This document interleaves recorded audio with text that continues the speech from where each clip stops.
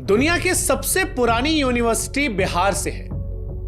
दुनिया का सबसे पुराना हिंदू मंदिर बिहार से है। दुनिया का सबसे बड़ा ऊंचा लंबा स्तूप जो है वो बिहार से है। दुनिया का सबसे लंबा वाईफाई जोन बिहार से है।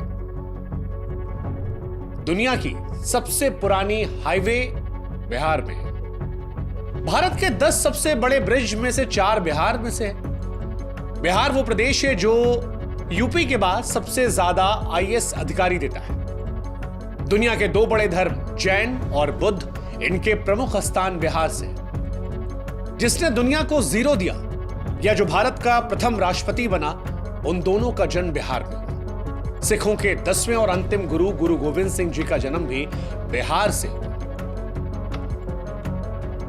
यह बिहार की चर्चा इसलिए हो रही है क्योंकि कई ऐसे हैं जिन्हें लगता है कि बिहार पिछड़ेपन की पहचान है।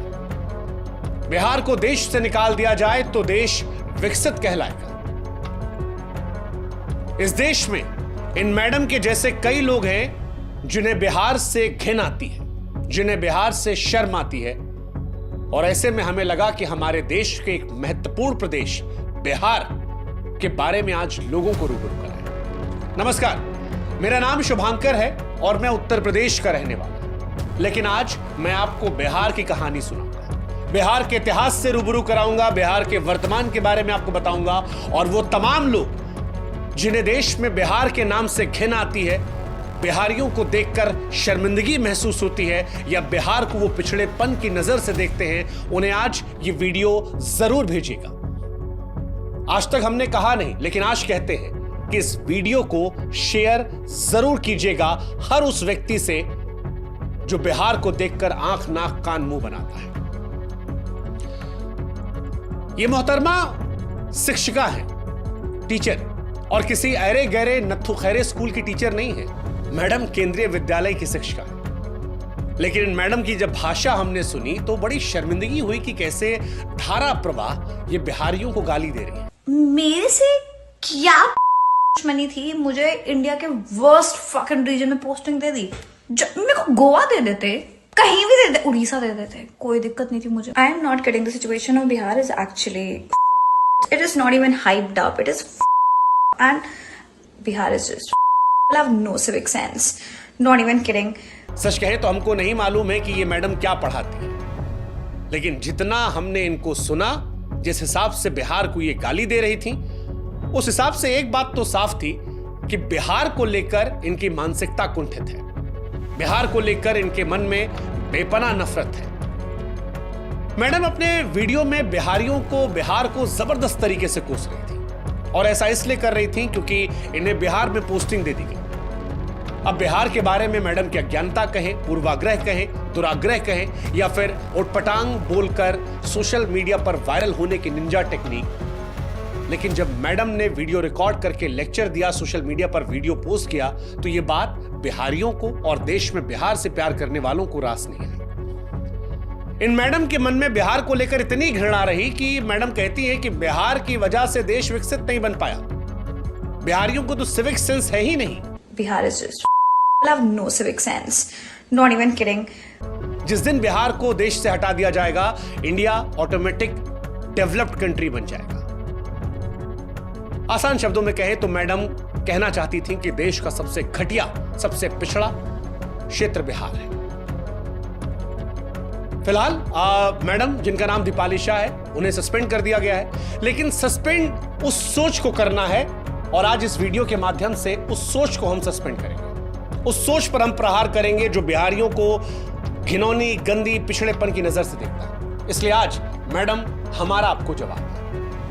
हमें नहीं मालूम मैडम कि आपने बिहार के इतिहास को कितना पढ़ा है, लेकिन आज हम आपको और आप जैसों को जो बिहार को पिछड़ा सोचते हैं, उन्हें बिहार से रूबरू कराते हैं। मैडम, आप जानती हैं, प्राचीन काल में बिहार जो है वो विशाल साम्राज्यों का गढ़ रहा है। शायद आपने मौर्य साम्राज्य के बारे में सुना हो, आप तो टीचर हैं। गुप्त साम्राज्य के बारे में सुना हो, शायद आपने चंद्रगुप्त मौर्य, समुद्रगुप्त, चाणक्य के बारे में सुना हो, शायद आपने पाल साम्राज्य के बारे में सुना। अच्छा चलिए, नहीं सुना कोई बात नहीं, आप तो शिक्षिका है ना।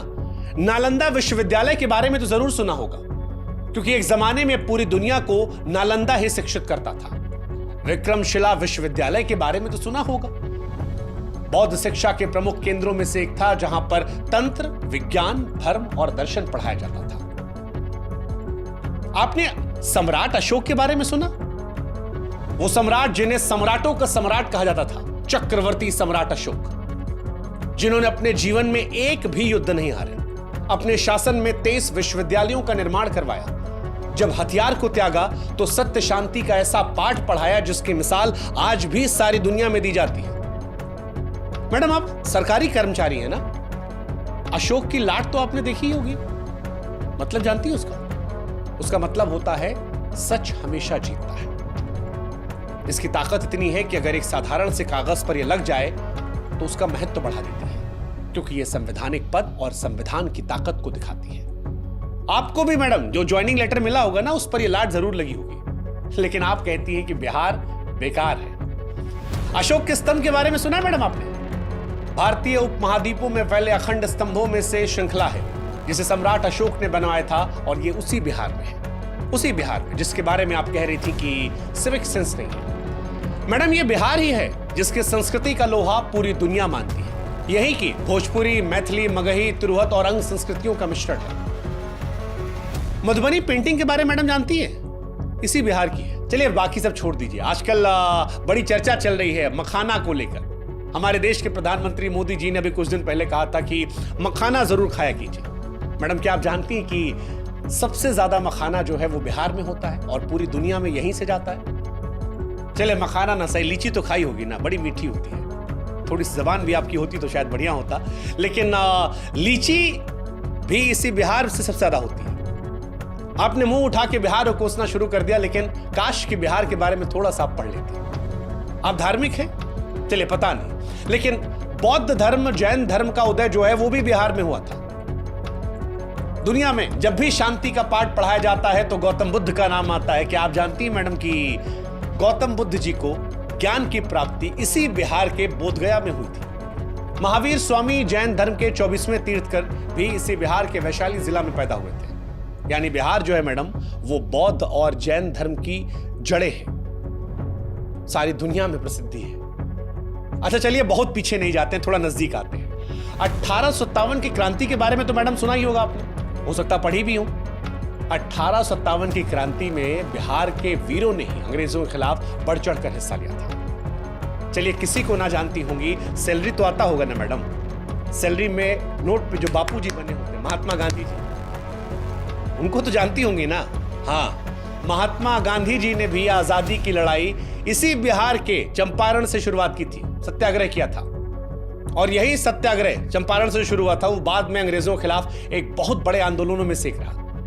मैडम, जिस बिहार के सिविक सेंस पर आप गंदे गंदे भद्दे भद्दे अश्लील कमेंट्स कर रही थी ना, उसी बिहार से निकला हुआ एक व्यक्ति भारत का पहला राष्ट्रपति बनता है। नाम तो सुना होगा आपने, डॉक्टर राजेंद्र प्रसाद। हाँ, डॉक्टर राजेंद्र प्रसाद, पढ़ा भी होगा, शायद पढ़ाया भी होगा। इसी बिहार के सीमांत से थे मैडम। जेपी का नाम सुना मैडम आपने?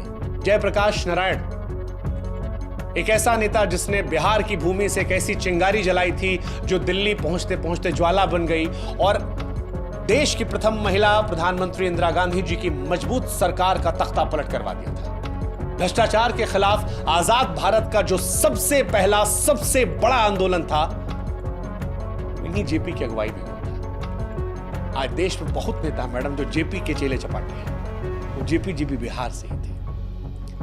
पता नहीं मैडम, एक शिक्षक होते हुए आपको बिहार की शिक्षा और साहित्य के बारे में कितना मालूम है, लेकिन हम आपको बता दे रहे हैं कि सिविल सेवा की परीक्षाओं में भी बिहार का हमेशा से दबदबा रहा। हर साल बड़ी तादाद में बिहार के युवा यूपीएससी की परीक्षा को पास करते हैं और बड़ी तादाद में आईएएस, आईपीएस, आईएफएस बिहार से बनते हैं। दुनिया का सबसे पुराना हिंदू मंदिर जो है मैडम, वो भी बिहार से ही है। अब भारत वो देश है जो दुनिया में सबसे प्राचीन मंदिरों और इमारतों को लेकर जाना जाता है। दुनिया भर से तीर्थयात्री भारत में इन मंदिरों को दर्शन करने आते हैं, लेकिन आप जानती मैडम, सबसे पुराना मंदिर जो है वो बिहार के कैमूर जिला के कौरा क्षेत्र का मुंडेश्वरी मंदिर है।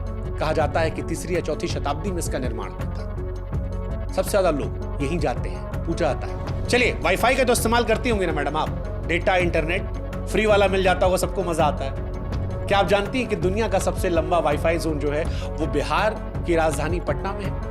हाँ जी। और आपको जानकर हैरानी होगी मैडम कि इसका कवरेज एरिया जो है ना वो 20 किलोमीटर का है। इससे पहले जो रिकॉर्ड था वो चीन के नाम था, 3.5 किलोमीटर में वाईफाई नेटवर्क था, लेकिन उससे तकरीबन 6 गुना में बिहार से है वही इंटरनेट जिससे वीडियो आपने अपलोड किया था और कहा था जीरो सिविक सेंस बिहारियों में, पिछड़े लोग हैं, डेवलप्ड हो जाएंगे। मैम इसी बिहार में अशोक राजपथ पर कभी जाइएगा, वहां से लेकर दानापुर तक मुफ्त इंटरनेट है, कोई पैसा नहीं लगेगा उससे। आप कहती हैं कि बिहार सबसे पिछड़ा है। दुनिया का सबसे बड़ा ऊंचा लंबा स्तूप जो है वो भी बिहार में मैडम, बिहार राज्य में ही केसरिया स्तूप, गूगल कर लीजिएगा, सबसे ऊंचा और सबसे बड़ा बौद्ध स्तूप है। चंपारण जिले में पटना शहर से लगभग 110 किलोमीटर उत्तर में केसरिया कस्बे में मिलेगा। यह माना जाता है इसका निर्माण मौर्य काल में हुआ था और आज एक महत्वपूर्ण ऐतिहासिक पुरातात्विक स्थल है। दुनिया भर से पर्यटक इसे देखने आते हैं। क्या आप जानती हैं मैडम कि देश का सबसे पुराना हाईवे जो है वो बिहार में 2400 किलोमीटर लंबा? हाँ,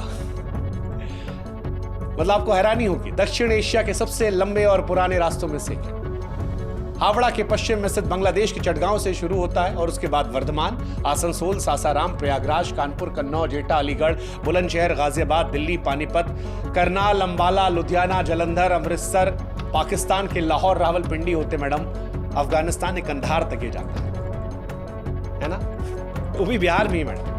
अच्छा चलिए, लिखने पढ़ने का तो शौक होगा ना मैडम आपको, कविता वविता लिखती हैं? एक कविता हमको आपके लिए याद आ रही है, आपकी हरकत पर, आपकी नौकरी चली गई तो हमको याद आया कि जब नाश मनुष्य पर छाता है तो सबसे पहले विवेक मर जाता है। अरे गजब, देखिए इत्तेफाक, देखिए ये जो कविता है ना मैडम, ये भी एक बिहारी ने लिखी है।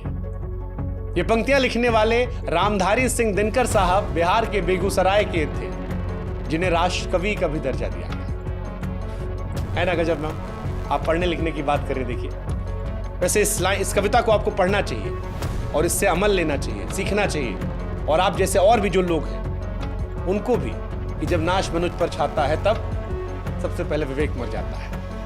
खैर, काश ये सब आप जानती होती, अगर जानती होती तो शायद इतनी बेशर्मी से बिहार के बारे में बकैती नहीं करती। मुंह उठा के बिहार के बारे में जो आपने कहा, उससे समझ में आता कि आपको मालूम नहीं है कि दुनिया को जीरो जो है वो भारत ने दिया था, और जीरो का आविष्कार करने वाले महान गणितज्ञ खगोल शास्त्री आर्यभट्ट साहब इसी बिहार के पाटलिपुत्र के थे।